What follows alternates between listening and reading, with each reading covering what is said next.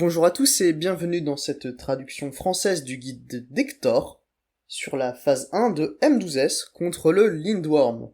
Pour ce combat, vous aurez besoin uniquement de positions de spread. Elles sont basées sur les rôles et peuvent être inversées axialement, mais ce sera toujours cet ordre du nord au sud. Parfois, elles seront ajustées de la sorte pour esquiver une attaque du boss. À la toute fin, on aura ces positions-là dans les coins de l'arène, avec les mêlées proches du milieu pour taper. Le combat commence avec Sauveur de l'Arcadion, un Red Wide qui fait extrêmement mal. Et j'insiste, ça fait vraiment méga mal, donc il faudra beaucoup de mythique. Le Lindworm va ensuite lever ses 8 mains en l'air, et préparer Pestilence Mortelle, créant peu à peu des bulles. Les vertes sont des spreads, elles peuvent être prises par n'importe qui. Les violettes sont des tankbusters. Elles font beaucoup plus mal et doivent être prises par un tank avec des cooldowns. Pour prendre une bulle, vous devez être dans la moitié d'arène correspondante et être le joueur le plus proche du centre de la hitbox du boss. Ces bulles apparaîtront 2 par 2, mais par contre vous pouvez en avoir une de chaque côté, ou bien 2 du même côté. Il y aura toujours 2 bulles violettes et 6 bulles vertes, donc chaque joueur en prendra une. Pour les tanks c'est très simple. Le main tank prendra toujours la première violette, l'off tank la seconde violette. Pour les autres joueurs, on utilisera un système de priorité que vous voyez ici avec l'alignement des joueurs. H1 prendra toujours la première orbe verte à gauche, H2 la première verte à droite. De même pour les mêlées, M1 veut toujours la deuxième verte à gauche et M2 la deuxième verte à droite. Les deux ranges devront eux s'ajuster. Un des deux côtés aura 4 orbes vertes, si c'est à gauche, R1 prendra la troisième orbe verte et R2 la quatrième. Si c'est à droite, R2 prendra la troisième orbe verte et R1 la quatrième. Dès l'apparition de la première paire d'orbes, vous pouvez vous prépositionner. Les joueurs qui prendront la seconde paire d'orbes peuvent s'avancer un peu, prêts à agir dès que la première paire partira. Mais ils doivent rester un peu écartés des premiers joueurs car les spreads des orbes sont assez larges. Les autres, attendez hors de l'hitbox. D'autres orbes apparaissent, ici 2 vertes à gauche puis 2 vertes à droite. À la fin du cast, les premiers joueurs se font toucher, puis bougent hors de l'hitbox. Une des meilleures façons de procéder, c'est d'aller dans les coins de l'arène, ça permet de ne pas vous faire toucher par le joueur qui va prendre le relais. Ensuite, les joueurs suivants prennent position, et on continue comme ça, jusqu'à ce que tout le monde ait son spread.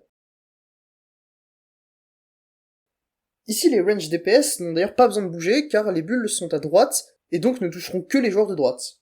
Si vous êtes sur le serveur nord-américain, ils font une autre stratégie appelée Mortal Roll.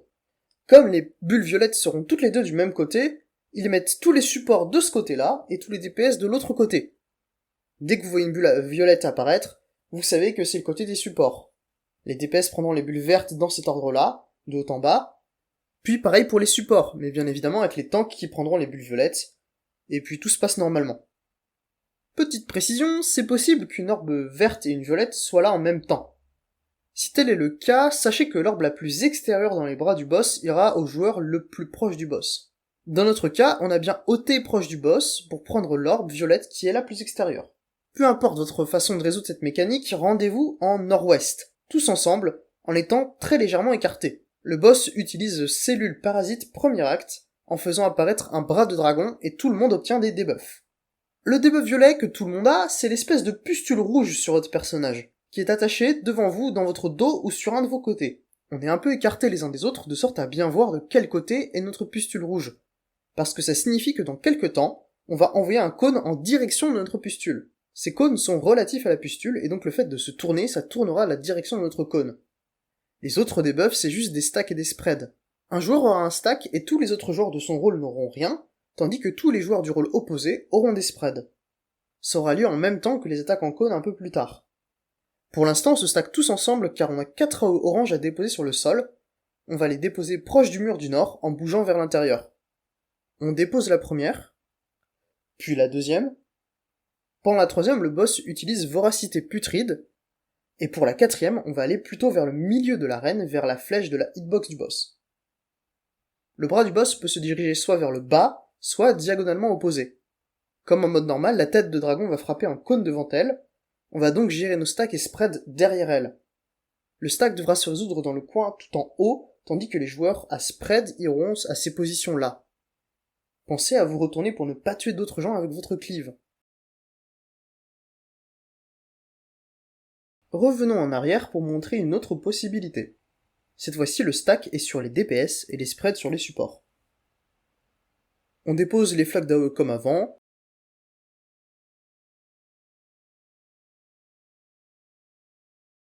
Cette fois, la tête de dragon va de l'autre côté, donc le groupe va à gauche. DPS stacké et support en spread. Notez que les joueurs stackés restent dans ces positions prédéterminées de sorte à pouvoir facilement envoyer leur attaque en cône vers l'extérieur sans toucher d'autres joueurs. Immédiatement après, les tanks doivent partir de l'autre côté de l'arène, tandis que les 6 autres joueurs restent du côté où on vient de résoudre la mécanique. Des gros blobs de chair vont apparaître pour se mettre à grossir puis exploser, tandis qu'il y aura un stack et 2 tankbusters. Il y aura toujours un safe spot là où on vient de résoudre la mécanique, le groupe s'y placera. Les tanks iront de l'autre côté, même si c'est supposé être des tankbusters à prendre écartés l'un de l'autre, avec assez de mythiques, on peut les prendre à deux l'un sur l'autre. Utilisez soit votre 40% et une petite mythique, ou alors toute votre mythique sauf votre 40%. Tout explose, regroupez-vous au centre pour un Red White Sauveur l'Arcadion, celui qui fait méga mal. Le Lineworm utilise ensuite Cellule Parasite deuxième acte. Plein de debuffs apparaissent, expliquons ça. Les joueurs auront donc soit un debuff alpha, soit un debuff bêta. Quand le timer de ces debuffs arrive à 0, les deux joueurs devront être collés, car cela créera une chaîne entre les deux. Pour casser cette chaîne, il faudra se séparer l'un de l'autre assez loin, et donc ce sera plus simple si on commence en étant très proche, car la chaîne sera plus petite. Quand on va assez loin pour briser la chaîne, des petits spreads auront lieu sur chacun des deux joueurs et leur donnera une vulnérabilité magique. Sous le joueur bêta, il y aura un blob qui apparaîtra puis se transformera en tour. Comme les autres joueurs ont une vulnérabilité magique, ils ne peuvent pas prendre cette tour. Ce sera un autre joueur bêta de le faire. Il y aura aussi des tours qui apparaîtront depuis les blobs envoyés au début de la mécanique par le boss. Ce sont les joueurs alpha qui s'occuperont de ces tours. Les joueurs alpha et bêta prendront leur tour au même moment et dans le même ordre que voici. 3, 4, 1, 2. Les joueurs alpha prennent les tours issus des blobs du boss, les joueurs bêta celles issues des chaînes qui se brisent. Tout ça aura lieu pendant que le boss tourne autour des joueurs, et il faut s'enfuir. Pour briser les chaînes, les joueurs alpha s'en vont par la sortie, et les joueurs bêta vont à l'opposé de la sortie pour étendre la chaîne. On peut donc avoir tout en tête dès qu'on voit nos debuffs. Les joueurs alpha 3 et 4 peuvent immédiatement aller sur le premier blob, et le deuxième blob du boss étant apparu. Dès que leur tour blob est prise, ils vont au milieu pour former leur chaîne, puis dès qu'elle apparaît, ils sortent pour la briser. Si vous êtes alpha 1 ou 2, à la place vous commencez en restant au centre, puis vous brisez votre chaîne en sortant du boss dès qu'elle apparaît, puis vous vous déplacez autour du boss à l'extérieur pour trouver votre blob. Les joueurs bêta, c'est encore plus simple. Vous allez 2 fois à l'opposé de la sortie, tout simplement. Une fois quand vous devrez briser votre chaîne, et une fois quand vous devrez prendre la tour d'un joueur qui a brisé sa chaîne. Voyons désormais la résolution de la mécanique. Les debuffs apparaissent, les joueurs alpha doivent regarder leur nombre et se souvenir de l'ordre des tours. 3, 4, 1, 2. Pour l'instant, le boss va juste envoyer les premiers blobs. Le premier arrive, ce sera pris par le 3 alpha, donc ici H1. Le deuxième sera pour le 4 alpha, donc ici H2. Les deux premiers blobs seront toujours proches du milieu car ils seront à l'intérieur du serpent quand ils tournent. Il y a le troisième blob pour alpha 1 et le quatrième pour alpha 2. Ceux-ci seront toujours à l'extérieur. Le boss attire tout le monde au milieu et se met à encercler le groupe pour démarrer la mécanique. 3 et 4 alpha peuvent déjà être sur leur blob. Les autres, vous devez simplement rester au milieu à attendre. Le boss va tourner, mais vous n'avez toujours rien à faire. Attendez simplement. Le boss tourne encore, et là le debuff des joueurs 1 expire. Ils doivent donc briser leur chaîne. Alpha 1 sort, et Beta 1 va à l'opposé de la sortie. Attention, ça cause des petites AOE en spread sur les deux. Des tours apparaissent, Beta 3 va chercher la tour qui vient d'apparaître là où Beta 1 a brisé sa chaîne. Le boss tourne à nouveau, et les joueurs 2 brisent leur chaîne. Alpha 2 sort et Beta 2 va à l'opposé. Les joueurs numéro 4 prennent leur tour.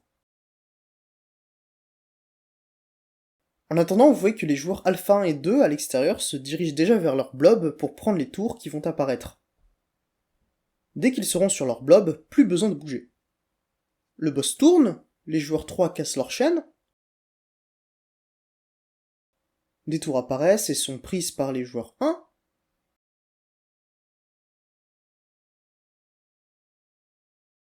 Les joueurs 4 brisent leur chaîne, puis les joueurs 2 prennent les derniers tours. Dès que les tours ont été prises, le boss tourne encore une fois, et les joueurs bêta encore à l'intérieur doivent sortir pour ne pas se faire écraser.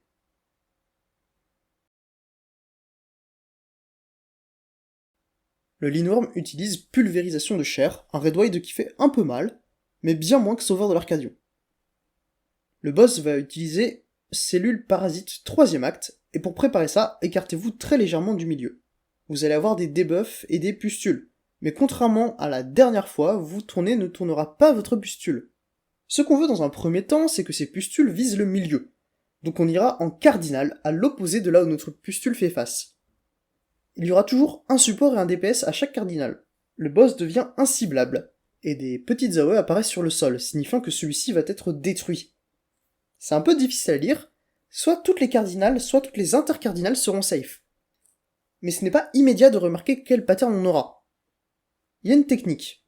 Regardez là-haut au nord sur le marqueur 4. Si elle est là, c'est que les cardinales seront safe. Ici on se met donc sur les plateformes cardinales, mais on se spread légèrement car on a besoin de se spread à cause des debuffs.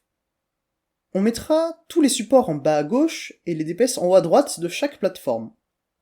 Problème, si on regarde la taille des spreads, MT et R1 sont trop proches l'un de l'autre. Pareil pour OT et R2. Les joueurs des plateformes nord et sud sont donc obligés de bouger, comme ceci, pour que tout le monde soit bien spread. Les plateformes vont être cassées. Vous avez un peu de temps pour vous ajuster si vous dépassez sur les AOE. Vous allez être temporairement cloué sur place, votre pustule va envoyer dans leur direction, à la fois une tour et un spread qui seront attrapés par un autre joueur. Si tout va bien, la run sera partiellement réparée, mais avant d'aller plus loin, il faut qu'on voit l'autre configuration car elle est différente. Ici tout débute comme avant, mais par contre on n'a pas d'AOE sur le marqueur 4, ce qui signifie que les intercardinales seront safe. On va alors faire tourner tout le monde dans le sens horaire. Pour cette fois, les supports peuvent rester en bas à gauche et les DPS en haut à droite, pas besoin d'échanger de place.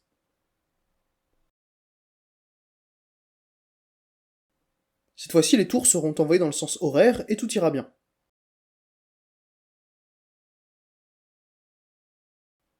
La plateforme se reformera, et pour la suite, ça dépend pas mal de si on a l'arène en plus ou en X. Donc on va voir les deux cas de figure. Premier cas, si l'arène est en forme de plus.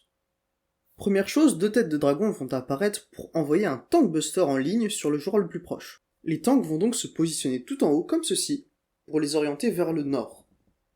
Utilisez beaucoup de mythiques ou votre invuln. L'invuln peut être sympa car s'ils sont touchés par la prochaine attaque, ça les sauvera.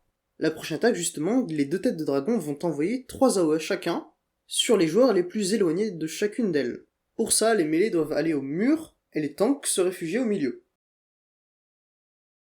Un Red White de Sauveur de l'Arcadion a lieu, mettez-vous au milieu pour les soins, puis rendez-vous en haut à gauche pour Cellule Parasite Rappel. C'est assez similaire à l'acte 1, tout le monde a un debuff alpha, 4 joueurs ont des spreads jaunes, et les 4 autres ont un debuff violet. C'est aussi un spread, mais qui demande en plus de se faire toucher par l'attaque de la tête du dragon. Cette fois il y aura 5 flaques d'AO à déposer au lieu de 4. On dépose les 3 premiers au mur du nord, puis on descend,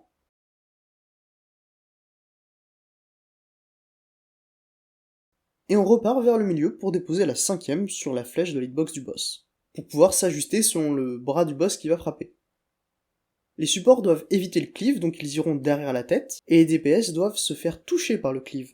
Ils iront donc devant la tête. Spreadez-vous, mais surtout, mettez énormément de mythiques.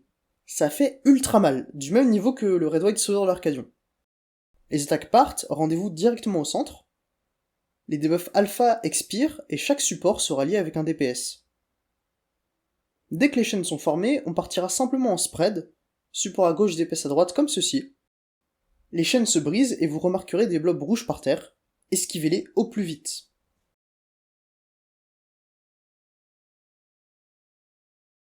Revenons en arrière pour la configuration d'arène en X. Voici comment se positionnent les joueurs pour les tankbusters et les spreads.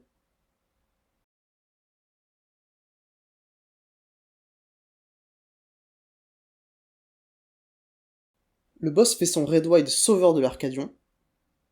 Ensuite, on déposera nos flaques d'AOE en faisant un petit tour sur la plateforme en haut à gauche de l'arène. Regardons nos debuffs. Cette fois, les supports devront être dans le cleave de dragon, donc après la 5ème flaque AOE, regardez la tête de dragon et positionnez-vous.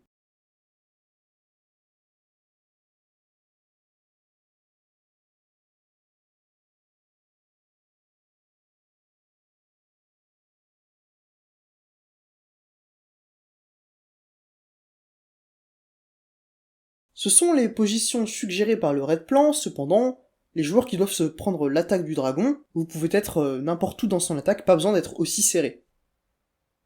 N'oubliez pas la mythique, et tout le reste se passe comme on l'a vu avant.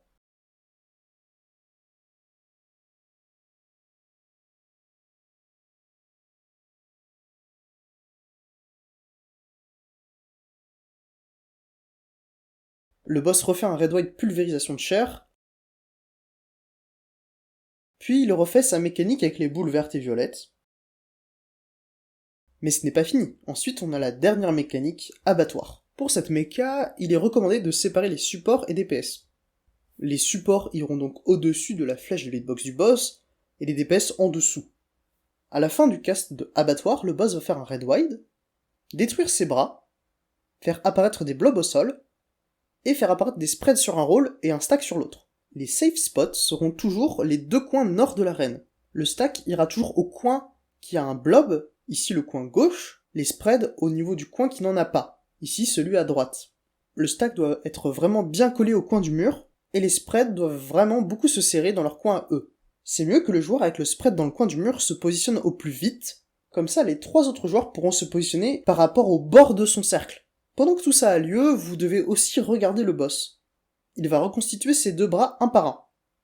Ici on a un bras dragon à gauche puis à droite. Les bras de dragon frappent la moitié de l'arène. Donc ici on se met à droite, puis on bouge à gauche. Le boss utilise encore abattoir. On se repositionne par rôle pour bien voir si on a des stacks ou des spreads. Les blobs tombent. Cette fois-ci, les stacks iront à droite et les spreads à gauche. Les supports ont des stacks et les DPS des spreads. Les bras du boss se reconstituent, gauche puis droite, mais ce sont des bras normaux, pas des bras de dragon. Cela signifie que le boss va faire un knockback depuis les coins. Le premier KB va donc être depuis le marqueur 4, puis ensuite depuis le marqueur 1.